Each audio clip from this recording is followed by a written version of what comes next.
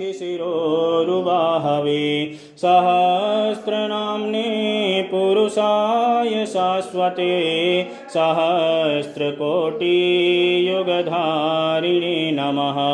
नमः कमलनाभाय नमस्ते जलसायिने नमस्ते केशवानन्त वासुदेव नमोऽस्तुते। वासनाद्वासुदेवस्य वासितं भुवनत्रयं सर्वभूतनिवासोऽसि वासुदेव नमोऽस्तुते। शङ्करं शङ्कराचार्यं केशवं बादरायणं सूत्रभाष्यकृतौ वन्दे भगवन्तौ पुनः पुनः।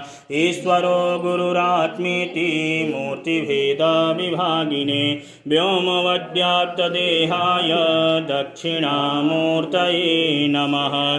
दक्षिणामूर्तये नमः।